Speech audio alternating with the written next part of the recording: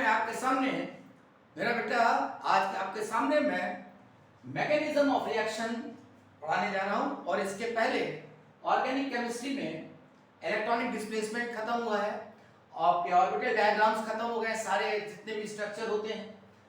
तो अब उसका यूज यानी इसका मतलब जो मैंने ऑर्बिटल डायग्राम आपको बताए हैं, इलेक्ट्रॉनिक डिस्प्लेसमेंट में जितना मैंने आपको इफेक्ट्स बताए वो सब का यूज अब इसमें होगा मैकेनिज्म ऑफ रिएक्शन में। अब एक बात बड़ी खास, जो मैकेनिज्म ऑफ द रिएक्शन अगर आप उसको डिटेल में पढ़ लेंगे तो पूरी ऑर्गेनिक केमिस्ट्री की जितनी रिएक्शंस हैं आपके सामने आ जाएंगी। चलिए बिना समय गंवाए हम लोग आगे बात करते हैं। तो मैकेनिज्म ऑफ रिएक्शन का मतलब क्या है? किसी चीज को तोड़ना और तोड़ने के बाद नई चीज का बनना। अब कोई चीज टूटेगी तो कहां से टूटेगी? जहां से वो कमजोर होगी वहां से टूटेगी। कहां से टूटेगी? जहां से वो कमजोर होगी। यानी इसका मतलब मैं बात क्या कर रहा हूं? मैं फिजन की बात कर रहा हूं, मैं क्लीवेज की बात कर रहा हूं, मैं टूटने की बात कर रहा हूं। यानी सबसे पहली बात आप ये देखिए, जनरल बात, जो रिएक्टेंट होता है, रिएक्टेंट को हम सबस्ट्रेट भी कहते हैं। सबस्ट्रेट, रिएक्टेंट को हम सबस्ट्रेट भी कहते हैं। अगर मैं इसके ऊपर हीट एनर्जी सप्लाई करूं या हीट एनर्जी सप्लाई करूं या फोटो एनर्जी सप्लाई करूं, फोटो एनर्जी सप्लाई करूं यानी हीट एनर्जी या फोटो एनर्जी या कोई रिएक्टेंट और एनी रिएक्टेंट,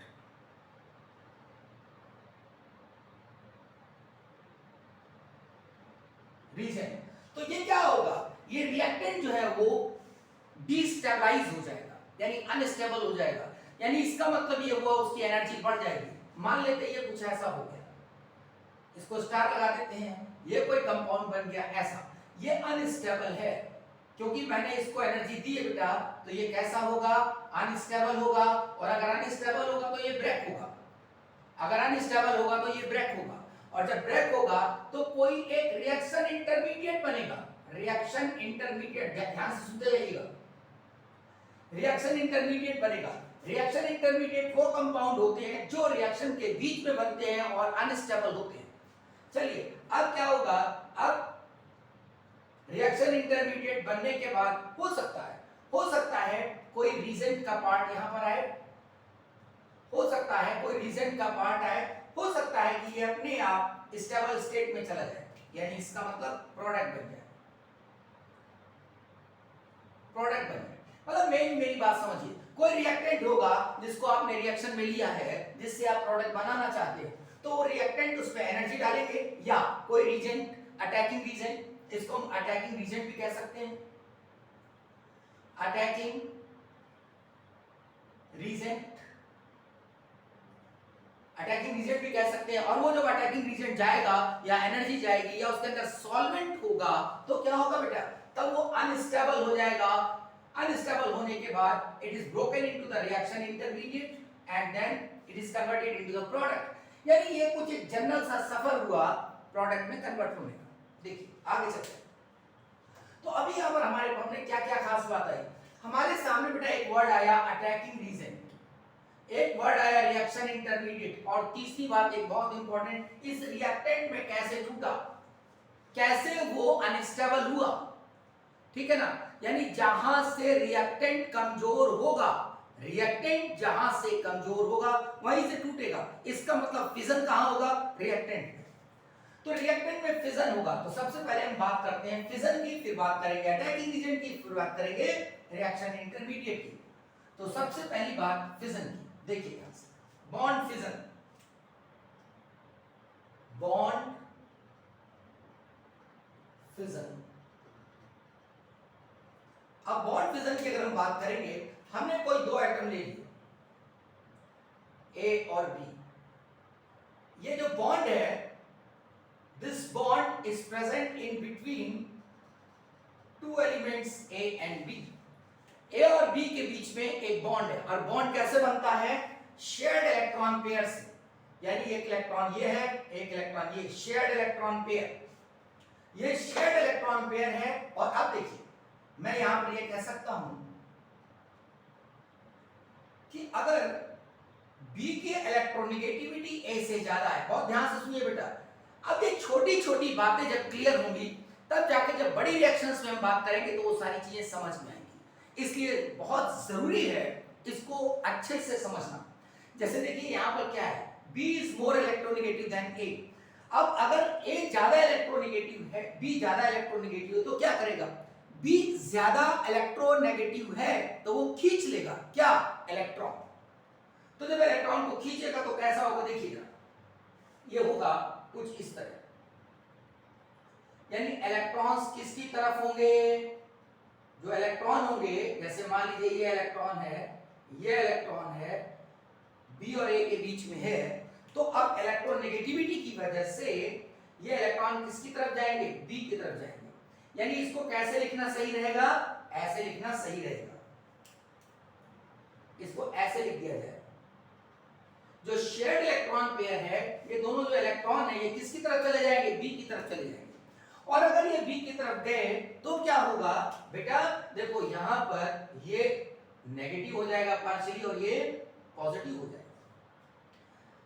अब ये बात समझ में आने लगी कि अगर ये टूटा, देखो बेटा, अब ये बेटा अगर ये टूटा, देखो ये अगर टूटेगा तो कैसे टूटेगा भाई, क्या हुआ, ये दुष्ट था, इलेक्ट्रोनेगेटिव था, ये इसका इलेक्ट्रॉन लेके भाग गया, तो ये क्या बताएगा सबको कि हमने इनका इलेक्ट्रॉन ले लिया। कैसे बताएगा, नेगेटिव चार्ज रख के। लेकिन ये क्या कहेगा, ये कहेगा अरे हम बहुत बड़े देनदाता हैं, हमने इनको इलेक्ट्रॉन दे दिया है, यानी इस पर क्या आएगा, पॉजिटिव चार्ज। यानी देखिए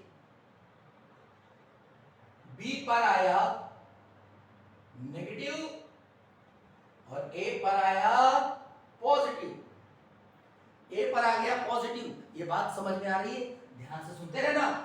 जो ज्यादा इलेक्ट्रोनेगेटिव है वो अपनी तरफ इलेक्ट्रॉन खींचेगा, जब इलेक्ट्रॉन खींचेगा उसमें नेगेटिव चार्ज आ जाएगा, बताएगा मैंने इनका इलेक्ट्रॉन ले लिया है।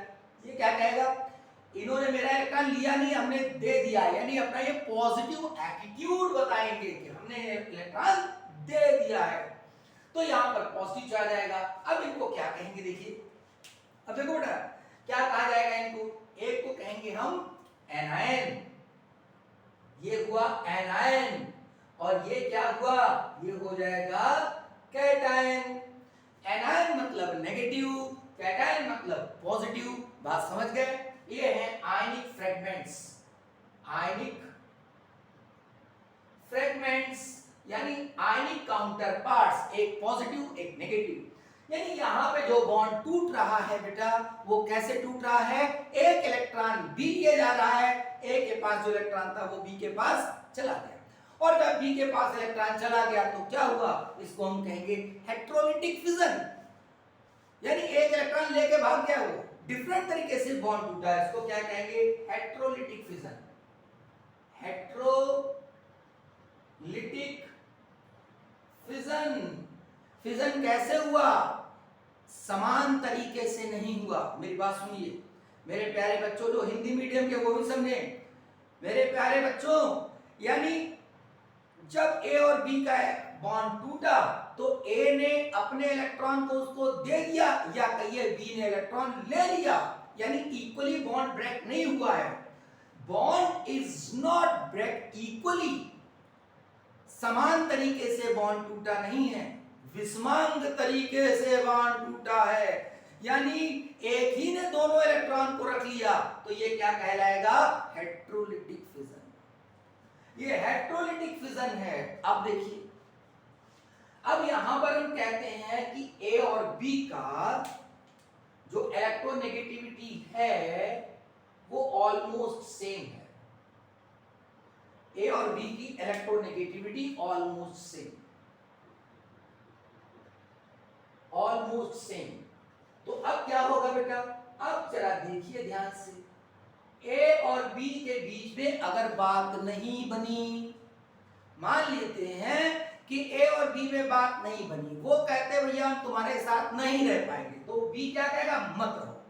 ए क्या कहेगा बी से, तुम भी मत रहो। लेकिन जब हम अलग अलग जाएंगे, अपना इलेक्ट्रॉन ए कहता है हम ले जाएंगे, बी कहता तो हम भी अपना इलेक्ट्रॉन ले जाएंगे, यानी कोई बात नहीं, लड़ाई हुई, अपना अपना इलेक्ट्रॉन लेके अलग हो गए। और अगर अपना अपना इलेक्ट्रॉन लेके अलग हुए तो क्या कहेंगे इसे, इसको हम कहेंगे होमोलिटिक फिजन। क्या कहेंगे? Homolytic fission. This is known as homolytic fission. यानी इसका मतलब समान तरीके से वो अपना इलेक्ट्रॉन ले गए, वो अपना इलेक्ट्रॉन ले गए, कोई परेशानी की बात नहीं। यहां पर क्या था, यहां बी क्या कर रहा है, एक इलेक्ट्रॉन लेके चला जा रहा है, हेटेरोलिटिक फिजन। तो अब यहां पर जब बॉन्ड टूटेगा बेटा, यहां पे बॉन्ड जब टूटा, ये बॉन्ड टूटा ऐसे, तो ये अपना इलेक्ट्रॉन ले गए, ये अपना इलेक्ट्रॉन ले गए भाई,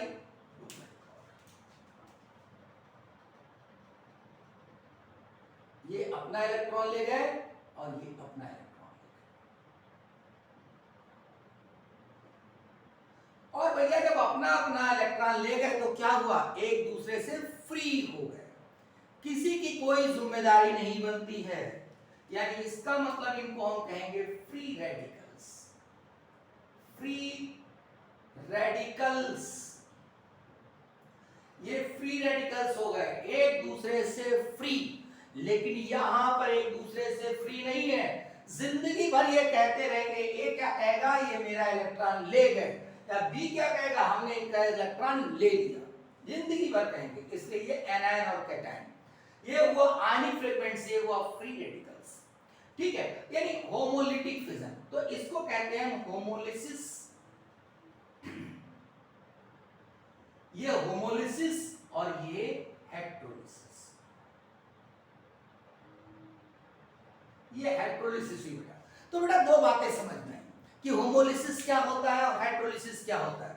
मतलब ये हुआ मैकेनिज्म की शुरुआत जहां से होगी तो हमें बॉन्ड तो तोड़ना ही होगा। बॉन्ड कौन सा टूटेगा, जो रिएक्टेंट के अंदर कमजोर होगा, और वो कमजोर बॉन्ड कैसे टूट रहा है, ये इस बात पे डिपेंड करेगा कि वो बॉन्ड किसके बीच में प्रेजेंट है, वो ऑलमोस्ट सेम इलेक्ट्रोनेगेटिव के बीच में प्रेजेंट है, या जो एलिमेंट उसके साथ लगे हैं उनके बीच में इलेक्ट्रोनेगेटिविटी डिफरेंस है, जैसे यहां पर। यानी अगर इलेक्ट्रोनेगेटिविटी डिफरेंस है तो कैसा होगा, एक एनायन होगा, दूसरा कैटायन होगा। और अगर इलेक्ट्रोनेगेटिविटी डिफरेंस नहीं है या ना के बराबर है बेटा, तो क्या होगा, तो फ्री रेडिकल्स ऐसे टूटेंगे कि अपना अपना इलेक्ट्रॉन लेके अलग हो जाएंगे। अब हमको ये पता हो गया है कि कौन होमोलिसिस देगा और कौन हेटेरोलिसिस देगा, तो हम क्या करेंगे, हम ये चाहेंगे, अगर ये होमोलिसिस देना ही चाहते हैं तो इनको सपोर्ट किया जाए। तो सपोर्ट कैसे करेंगे भाई, हम सपोर्ट करेंगे, देखो यहां पर होमोलिसिस हो रहा है, इसका मतलब यहां पे आयंस नहीं बन रहे हैं, होमोलिसिस में आयंस नहीं बनते हैं, फ्री रेडिकल। हेटेरोलिसिस में आयंस बनते हैं।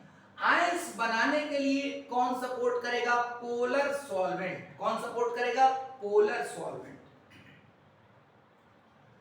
पोलर सॉल्वेंट, इसका मतलब हमें क्या लेना चाहिए, पोलर सॉल्वेंट लेना चाहिए। क्या लेना चाहिए, पोलर सॉल्वेंट। इसमें इंक सही है ना, तो साफ साफ लिखते हैं पोलर सॉल्वेंट। अब पोलर सॉल्वेंट बेटा बहुत लंबी बातें हैं, तो जब मैं SN1 SN2 मैकेनिज्म बताऊंगा तो आपको बताऊंगा कि जो पोलर सॉल्वेंट होता है वो दो तरीके का होता है, पोलर प्रोटिक और पोलर अप्रोटिक। बात समझ गए? तो यहां पर मैंने जनरल लिख दिया है पोलर सॉल्वेंट, और वो पोलर सॉल्वेंट का मतलब ऐसा हो सकता है। पोलर सॉल्वेंट कौन कौन से होते हैं, तमाम सारे हैं, CH3COH, मिथाइल अल्कोहल, वाटर, ठीक है, ये पोलर प्रोटिक होते हैं।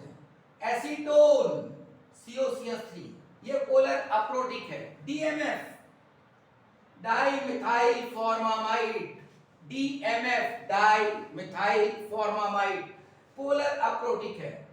DMSO डाइमिथाइल सल्फॉक्साइड, ये भी पोलर अप्रोटिक है। तो ये है पोलर अप्रोटिक और ये हो गए पोलर प्रोटिक। पोलर प्रोटिक कहते हैं उन सॉल्वेंट्स को जो कि प्रोटॉन रखते हैं। दे कैन फर्निश प्रोटॉन, यानी वो प्रोटॉन को फर्निश कर सकते हैं। एक बहुत इंपॉर्टेंट बात है, वो हाइड्रोजन बॉन्डिंग में भी पार्टिसिपेट करते हैं। यानी इसका मतलब सॉल्वेंट, मैंने पोलर सॉल्वेंट में दो तरीके के बताए, एक पोलर ये polar protic solvent CH3COH, CH3OH, water, ये पोलर प्रोटिक सॉल्वेंट है, will participate in hydrogen bonding, यानी वो हाइड्रोजन बॉन्डिंग में भी पार्टिसिपेट करते हैं और प्रोटॉन फर्निश कर सकते हैं। अच्छा, अब यहां पर देखिए acetone dimethyl formamide dimethyl sulphoxide, अरे भाई पोलर है लेकिन ये प्रोटॉन फर्निश नहीं करते हैं और हाइड्रोजन बॉन्डिंग में भी पार्टिसिपेट नहीं करते हैं इजीली।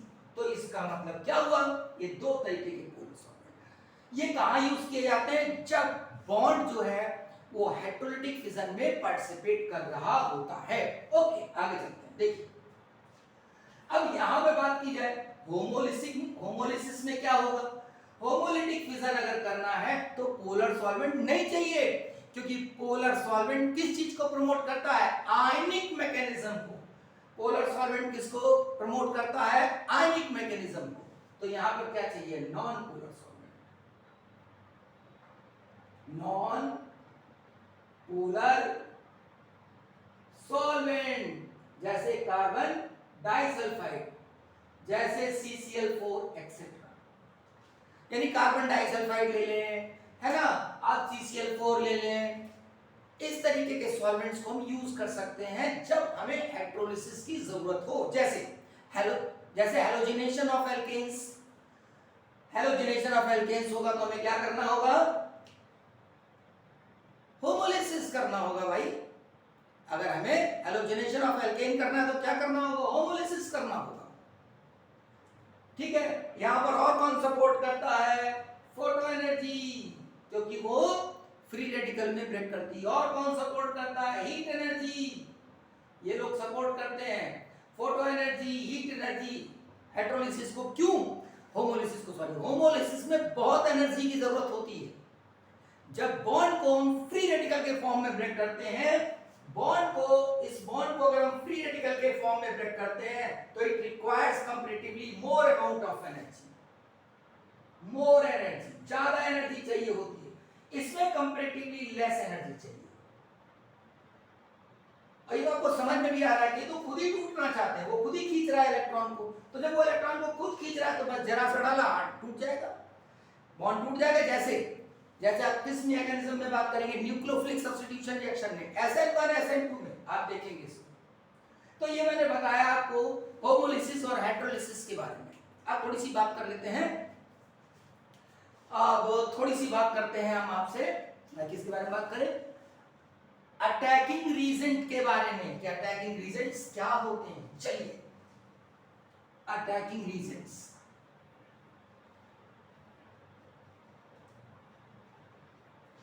अब देखिए अटैकिंग रीजेंट्स,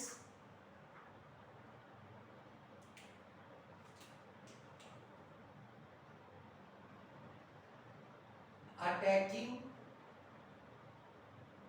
रीजेंट्स। अब बेटा ये अटैकिंग रीजेंट्स जो हैं मोटा मोटा दो तरीके के होते हैं। देखिए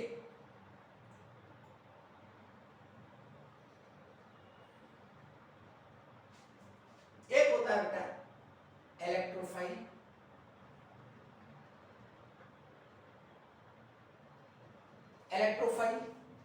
इलेक्ट्रोफाइल के साथ साथ न्यूक्लियोफाइल,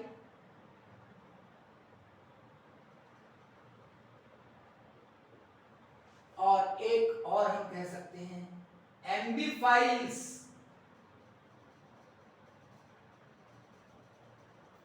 इलेक्ट्रोफाइल्स, फाइल्स मतलब लविंग, इलेक्ट्रोफाइल्स मतलब इलेक्ट्रॉन का लविंग। तो इलेक्ट्रॉन का लविंग कौन होगा बेटा, जो इलेक्ट्रॉन डेफिशिएंट होगा, इलेक्ट्रॉन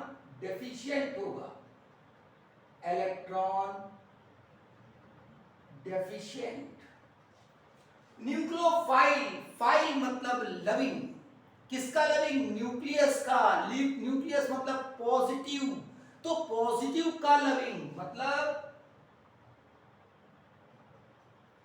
इलेक्ट्रॉन रिच, भाई जिसके पास ज्यादा इलेक्ट्रॉन होंगे वही न्यूक्लियस की तरफ भागेगा, यानी वही पॉजिटिव की तरफ जाएगा। यानी इसका मतलब न्यूक्लियोफाइल कौन? जो इलेक्ट्रॉन रिच हो और एम्प्लीफाइल्स दोनों हो, कभी इलेक्ट्रॉन रिच तो कभी इलेक्ट्रॉन डेफिशिएंट, दोनों तरीके से काम करेंगे। चलिए आगे बात करते हैं। देखिए अब यहां पर इसको हम दो हिस्सों में डिवाइड कर दें। अब भाई इसको अगर दो हिस्सों में डिवाइड करेंगे ये नाराज हो जाएगा, तो इसको भी दो हिस्सों में डिवाइड कर देते हैं। ठीक है, इसको भी दो हिस्सों में डिवाइड कर देते हैं। अब देखो एक तो ऐसा होगा जैसे मान लीजिए कोई भूखा है, किसी को भूख लगी है, तो एक तो जोर जोर से चिल्लाएगा भूख लगी है, मैं भूख लगी हमें खाना चाहिए, इसका मतलब वो रिप्रेजेंट कर रहा है। और दूसरा क्या होगा? चुपचाप बैठा रहेगा, पता नहीं चलेगा कि वो भूखा है, जब खाना उसके सामने आएगा तो खाएगा। तो वैसे ही एक तो होता है इलेक्ट्रोफाइल ऐसा जो दिखाई देता है कि इलेक्ट्रोफाइल है, उसको क्या कहेंगे? देखिए ये हो गया इलेक्ट्रोफाइल। देखिए ई पे प्लस लगा दिया हमने, ई पे प्लस लगा दिया, यानी इसकी खोपड़ी पे चार्ज रखा हुआ है, जोर जोर से बता रहा है, जोर जोर से बता रहा है कि मैं इलेक्ट्रॉन डेफिशिएंट हूं, मैं इलेक्ट्रॉन डेफिशिएंट हूं। और दूसरा होगा जो बताएगा नहीं, इसके ऊपर कोई चार्ज नहीं, तो इसको हम क्या कहते हैं? Charged electrophile, charged electrophile. और इसको क्या कहेंगे? Neutral, neutral electrophile. ये न्यूट्रल इलेक्ट्रोफाइल हो गया बेटा, ये चार्ज इलेक्ट्रोफाइल, ये न्यूट्रल इलेक्ट्रोफाइल।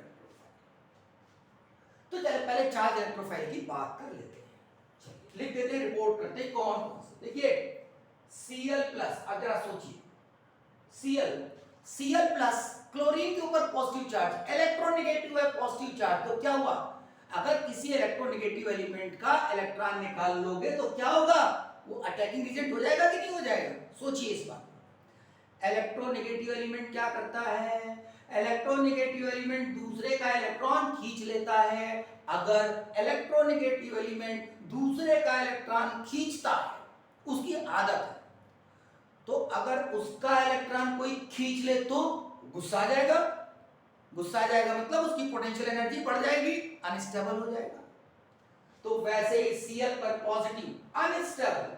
तो एक मोटा मोटा दिमाग में रख लो कि इलेक्ट्रोनेगेटिव एलिमेंट पर जब प्लस आए तो अटैकिंग एजेंट है भाई, इलेक्ट्रोनेगेटिव एलिमेंट पर पॉजिटिव आ जाए तो वो अनस्टेबल है और अटैकिंग एजेंट भी कहलाएगा। इसका नाम क्या है? Chloronium, chloronium. ऐसे ही Br प्लस ब्रोमोनियम, ब्रोमोनियम। अब देखिए HSO3 प्लस, HSO3 प्लस सल्फोनियम, सल्फोनियम। सुनना आगे, सल्फोनियम हो गया। चलिए आगे NO प्लस नाइट्रोसोनियम, नाइट्रोसोनियम। चलिए NO2 plus, NO2 plus nitronium, nitronium. अब देखिए NO प्लस क्या हुआ?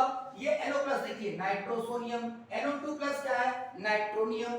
अच्छा और लिख देते हैं, देखिए ये हो गया CH3 plus methyl carbonium, methyl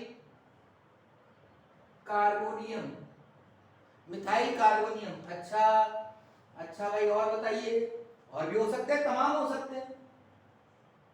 C6H5N triple bond N plus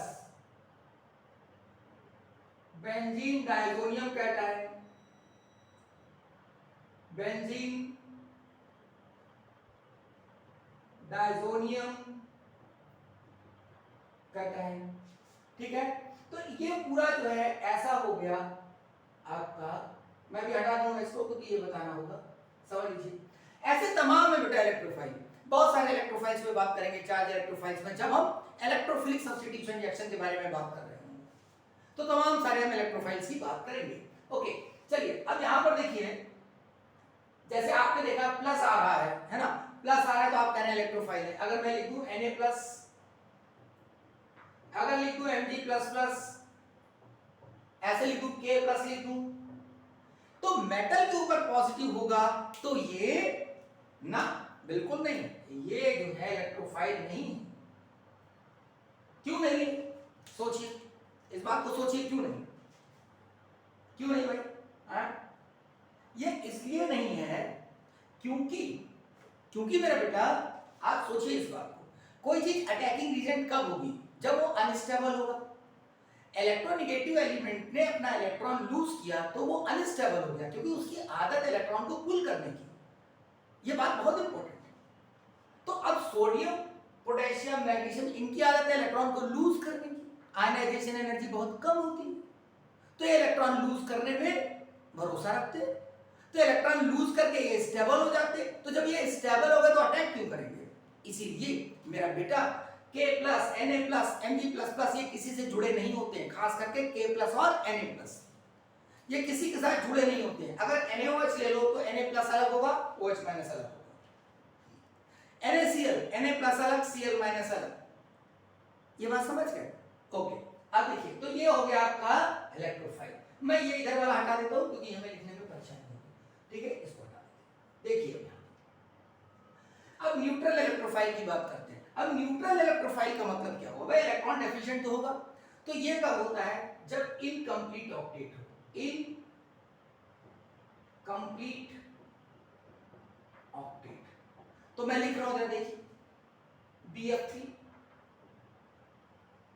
अब इनकम्प्लीट ऑक्टेट है अगर, तो हम लुईस एसिड भी कह सकते हैं इनको, लुईस एसिड, ठीक है, लुईस एसिड। BF3 है, AlCl3, ZnCl2, CCl2।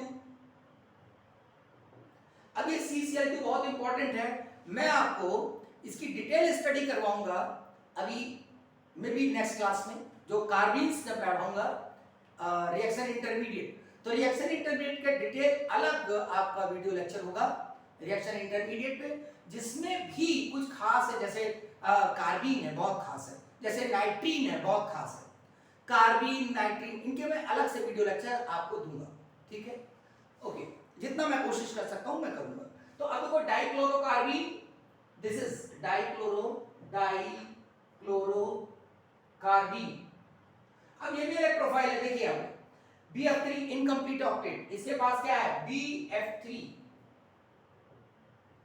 2 2 4 2 6 6 electron, incomplete octet. ऐसे ही AlCl3 में देखिए AlCl 2 2 4 2 6 इनकम्प्लीट ऑक्टेट। ZnCl2 2 2 4 यानी incomplete octet. CCl2 2 2 4 2 6 incomplete octet. इसका मतलब ये हुए आपके जो इनकम्प्लीट ऑक्टेट, ऐसे तमाम हो सकते हैं इनकम्प्लीट ऑक्टेट के। और देखिए, जैसे मान लीजिए पूछा जाए आपसे PCl5, क्या ये इलेक्ट्रोफाइल है? बहुत इंपॉर्टेंट। क्या SiCl4 ये आपका, क्या ये इलेक्ट्रोफाइल है? हाँ है। तो आप कहेंगे यहां तो इसका ऑक्टेट कंप्लीट है, आप कहेंगे देखिए यहां पर ये PCl5 है। देखो ये मैंने बड़ा बॉन्ड बनाया है, क्योंकि जो इक्वेटोरियल पोजीशन होती है, इक्वेटोरियल पोजीशन और एक्सियल पोजीशन, इसको कहते हैं इक्वेटोरियल, इसको कहते हैं एक्सियल। तो जो इक्वेटोरियल पोजीशन होती है उसका बॉन्ड लेंथ बड़ा होता है बेटा, ये दोनों बॉन्ड बड़े होंगे, तो मैंने ये इस तरह बनाया। तो देखो 2 2 4 2 6 2 8 और 2 10, बावजूद इसके पास, फास्फोरस के पास 10 इलेक्ट्रॉन है, लेकिन फिर भी ये इलेक्ट्रोफाइल है, ये भी इलेक्ट्रोफाइल है। क्यों है? क्योंकि इसके पास vacant orbitals, vacant D subshell है या डी ऑर्बिटल है। ध्यान रखिए, अगर वैकेंट डी ऑर्बिटल है तो वो क्या होगा? इलेक्ट्रोफाइल होगा, क्योंकि that is ready to take electron, वो इलेक्ट्रॉन लेने के लिए तैयार है। तो इसका मतलब आपको मैंने क्या बताया, यहां पर BF3 AlCl3 ZnCl2 CCl2 PCl5 और SiCl4 ये भी क्या है? इलेक्ट्रोफाइल है, जबकि इनके पास पॉजिटिव चार्ज नहीं है। तो इनको क्या कहेंगे, न्यूट्रल इलेक्ट्रोफाइल कहेंगे। PCl5 SiCl4 PCl5 और SiCl4 भी इलेक्ट्रोफाइल हैं, लेकिन क्यों है, क्योंकि इनके पास वैकेंट d ऑर्बिटल या वैकेंट d सबशेल है। चलो इसे हटाते हैं, आगे की बात करते हैं। यहां पर आते हैं न्यूक्लियोफाइल्स। अब न्यूक्लियोफाइल्स देखिए बिल्कुल वैसे ही जैसे वहां पे चार्ज्ड इलेक्ट्रोफाइल और न्यूट्रल इलेक्ट्रोफाइल था, वैसे ही यहां भी है चार्ज्ड न्यूक्लियोफाइल और न्यूट्रल न्यूक्लियोफाइल। मेरा बेटा जरा ध्यान से देखो, इसमें ज्यादा कुछ ऐसा है नहीं, बहुत आसान है। चार्ज न्यूक्लियोफाइल Cl- चार्ज है, क्लोराइड है, नेगेटिव चार्ज है। देखिए क्या प्रॉब्लम है, शॉर्ट में लिखना चाहिए, ऐसे लिख सकते हैं न्यूक्लियोफाइल पे नेगेटिव चार्ज, ठीक है ना। तो अब Cl- है, ओके। आप देखिए और देखते जाइए, चलिए देखते हैं। Cl- CH3-, ओहो NH2-, ठीक है ना। आप देखिए आपका ये कितना बढ़िया है,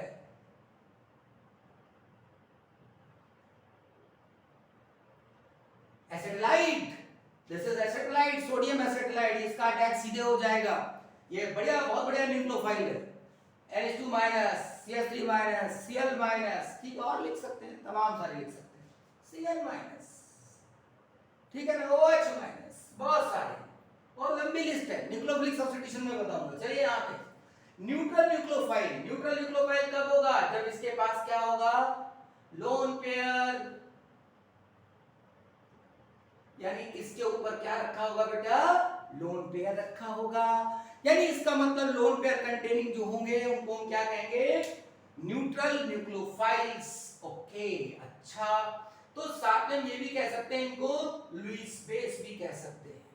क्या कह सकते हैं, लुईस बेस कह सकते हैं। जरा इनके कुछ एग्जांपल ले लिए जाए, बहुत बड़े एग्जांपल। इसको हटा रहा हूं, अच्छा ये मैं यहां पे लिख रहा हूं, इसको हटा देते हैं और मैं ये इनके एग्जांपल्स यहां पर लिख देता हूं, जरा ध्यान से देख लीजिए।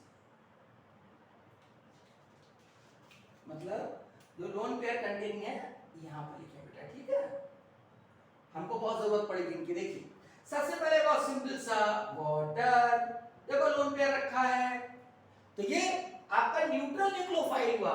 जरा सा देखिए यहां CH3 कर दीजिए, ये देखो आ गया, कौन है, अल्कोहल। इधर भी CH3 कर दीजिए दोनों तरफ, ये क्या हो गया, ईथर। कितना आसान है। चलिए ये हो गया, दूसरा बनाते हैं NH3, देखो नाइट्रोजन का लोन पेयर है, चलिए भाई CH3NH2, चलिए ये हो गया आपका मिथाइलएमाइन, यानी इसका मतलब अमोनिया है, मिथाइलएमाइन। चलिए डाइमिथाइलएमाइन, ट्राइमिथाइलएमाइन, कितना बढ़िया बढ़िया होगा, देखो कुछ करने की जरूरत ही नहीं। अगर ऑक्सीजन दिख गया, ऑक्सीजन पे लोन पेयर होता है, आपका न्यूक्लियोफाइल हो गया, न्यूट्रल न्यूक्लियोफाइल। नाइट्रोजन पे लोन पेयर होता है, न्यूक्लियोफाइल हो गया। यानी न्यूट्रल न्यूक्लियोफाइल कब होगा, जब एटम के ऊपर लोन पेयर होगा। लुईस बेस, यानी इधर का मामला लुईस बेस का हो गया, उधर लुईस एसिड हो गया। अब देखते हैं एम्फीफाइल्स। तो मेरा ख्याल ये बातें आपको समझ में आ रही होंगी। एम्फीफाइल्स में कुछ खास बात नहीं है, वो ऐसा कोई केमिकल स्पीशीज जो कभी आपको इलेक्ट्रोफाइल्स की तरह बिहेव करके दिखाए और कभी न्यूक्लियोफाइल्स की तरह। जैसे अगर मैं बात करूं CO ग्रुप की बात करूं, तो क्या होगा, जब ये काम करेगा अटैकिंग रीजन की तरह, ये लोन पेयर, जब लोन पेयर काम करेगा, ये कार्बोनिल ग्रुप है, अगर लोन पेयर काम कर रहा है तो ये न्यूक्लियोफाइल है, न्यूक्लियोफाइल। और जब इसकी वजह से ये, क्योंकि ये पाई बॉन्ड इधर खिसक गया है तो ये पॉजिटिव है, तो जब ये काम करेगा तो ये किस तरह काम करेगा, इलेक्ट्रोफाइल।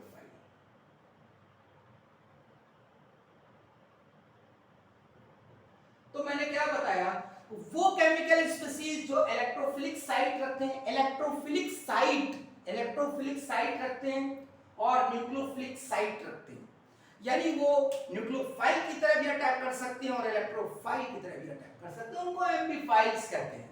तो ये मैंने आपको जनरल दो चीजें आज समझाई। एक तो ये बताया मैंने कि मैकेनिज्म ऑफ रिएक्शन का क्या मतलब है, यानी जोड़ना तोड़ना फिर नया बनाना। इसका मतलब कि रिएक्टेंट को तोड़ेंगे हम लोग और टूटेगा कहां से, जहां से बॉन्ड कमजोर होगा। बॉन्ड टूटा तो इसका मतलब आपको बॉन्ड फिजन पढ़ने की जरूरत है, तो होमोलिटिक हेटेरोलिटिक फिजन की बात आई। होमोलिटिक में आपको फ्री रेडिकल मिला, हेटेरोलिटिक में आपको आयनिक काउंटर पार्ट्स कैटायन और एनायन मिले। तो उसके बाद क्या बात होती है, उसके बाद होगा आगे बढ़ते हैं तो कैसे हम सबस्ट्रेट को तोड़ें। सबस्ट्रेट को तोड़ने के लिए हमें क्या चाहिए, यानी अटैकिंग रीजन चाहिए। अटैकिंग रीजन कैसा होना चाहिए, अटैकिंग रीजन अनस्टेबल होना चाहिए। ध्यान रहे, अटैकिंग रीजन कैसा होना चाहिए, अनस्टेबल।